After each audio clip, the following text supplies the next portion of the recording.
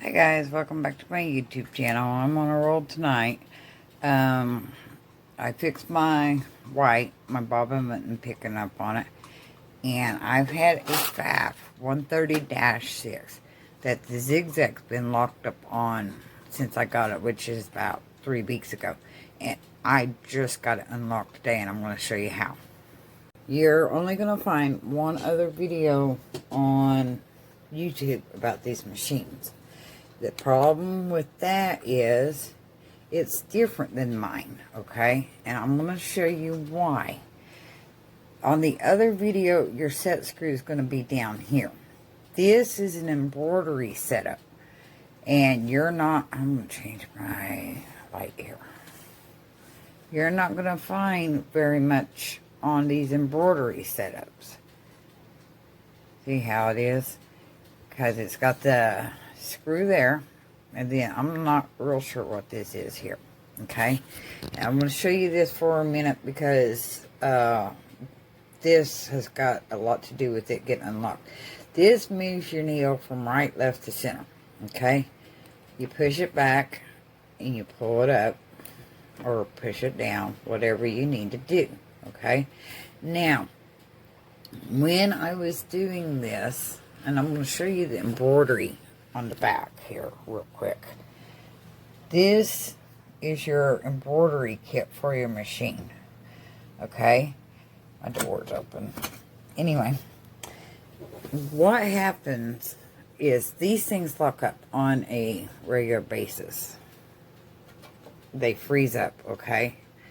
So you've got to kind of just mess with it, alright? When I got this unlocked, at first, I could not find the set screw on it because I didn't have it down here because this is an embroidery machine. This is different than the other video that you'll find on the Pfaff 130-6, okay? Your set screw on this embroidery style machine, let's see. Oh, focus camera.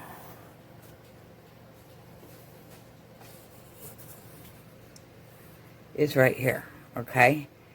Take this screw out, okay? Now, what I did to unlock this, I triflowed very, very heavily for 2 weeks. You put it down in there, okay? That was my first opening. Then, see this opening here? Let's see. Right here is an opening. Get my light in there real good for you. I triflowed down in there. I triflowed in this hole spraying towards the knob. I triflowed in this hole spraying towards the knob like that because the triflow's got a little straw on it, okay? And then back down here, there was somewhere, let's see, I gotta move my needle, maybe I can show you that way. Okay, I was locked in 4. And come back down here. This is going to be really hard to show you.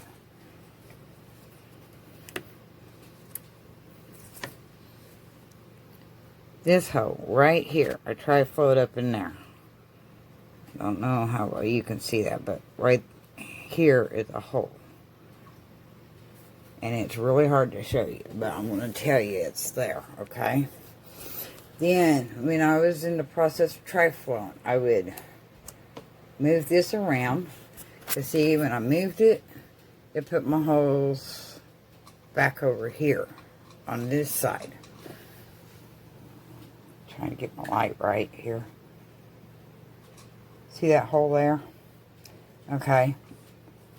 When I move it again, it moves that hole and gives you 2 holes. Now you can see them really, really good. Okay. I triflowed it and I PB blasted it for about 2 weeks and I couldn't get it to budge. And I didn't want to take this apart because of the embroidery thing, and I couldn't find any information on taking the embroidery part off. Now on some of these machines, on your regular Pfaffs, without the embroidery thing, you have a plate back here, you take that off and you'll tri-flow back through that. Okay. Now, if all this fails, and at first I couldn't get my set screw out, and I bought this here for $15 at AutoZone. Not AutoZone, O'Reilly's. I'm sorry. It's the miniature screw, and it fits up in there just perfect. Like that. Okay? And that's what I had to have more leverage to get my set screw out, and that's what I used. So if your set screw is really, really locked in there, this will make all the difference in the world. Okay? And it's got your different heads on it. So you can change to a different size of this if you need to. Okay? But after 2 weeks of doing that, and tri-flowing it, I still cannot get it unlocked. Okay? In the other video, he shows to put a specific kind of screwdriver in here and wiggle it back and forth, and it takes the knob off. But with this being an embroidery unit, it works a little bit different. It actually helps when I block that light like that. Okay, but anyway, what I found out, some of these parts here are plastic and some of them are metal. Mine, I do believe, is metal. Another thing you can do to help release that is use a hairdryer on the very high setting on it and apply heat to it. I left this car in my machine for 2 days when it was 100 plus degrees outside trying to get it unlocked, and I couldn't get it unlocked. Okay, this here is just a screw. I don't know. It's, I think, more just to hold it in place than anything. Not real sure on that, but that's what I think. This screw here, I really got to try to figure out what it's for, and when I do, I'll make a different video on it, because it's got a little clip thingy right here, and I'm not exactly sure what that's for. But basically what happens with your embroidery machine, and I'm going to set it like this, watch this thing back here. When you turn it, it turns that thing there. So when you're going to try to unlock these, not only do you want to tri-flow all this area right in here, but if you, let me get my light right, see down in there, tri-flow down in there, move, let's see, move your lever, it tri-flow back in there. Now, if you're stuck in one position, you're only going to be able to tri-flow on, let's say, one side or the other. But if you're stuck in like this position, spray tri-flow in this area and this area, and kind of saturate it down pretty good to try to loosen it up, because you don't know if it's locked back in here or up in here. But it's going to be locked in one place or the other. And this actually opens up, just for those of you that have an embroidery in it. And you've got all this back in here. Okay, tri-flow all that. Okay, it's not going to hurt it. It makes it flow a lot smoother. It makes it sew a lot smoother.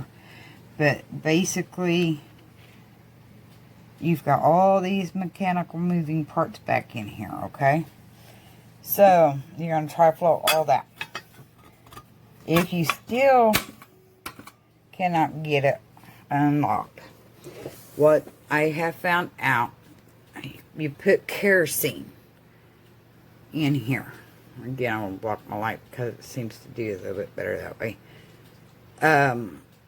Put kerosene in there. Everywhere I told you to spray the tri-flow at, you're going to pour spray kerosene in there. What I did was I bought the kerosene, and I bought a little $1 spray bottle, and I put it on stream, and I sprayed it straight in. Okay, well, my video should also, we got to start back over. But all these little holes I showed you that you're going to put the tri-flow into, you're actually just going to pour stream kerosene straight in there. and then spray in all the little holes I showed you there. Spray kerosene back in here too, okay?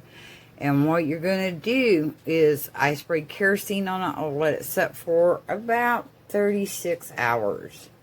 And then I tried it again and I couldn't get it to budge. Now, here is how I actually got it to budge. It was stuck so tight I couldn't move it. So I had my husband try it. And when he tried it, he actually got it to budge. But now that it's been triflowed and kerosene and all that kind of stuff, it moves just as sweet as you want it to move. So like my video, comment below, subscribe to my channel. But remember, when you do this, take this screw out. Triflow and kerosene in this area too. I don't know how much that helped, but it's not going to hurt nothing, okay? And as you can see, I had a towel underneath my machine to catch the triflow and the kerosene dripping off. But if you have any questions, comment below. I was going to sell this machine. I have changed my mind. I am going to keep this machine. So I will have it to be able to answer future questions for you. If you have any questions, ask them below. If I don't know them, I'll find out the answer for you. Thanks. Picking up on it. And I've had a Pfaff 130-6 that the zigzag's been locked up on since I got it, which is about 3 weeks ago. And I just got it unlocked today, and I'm going to show you how.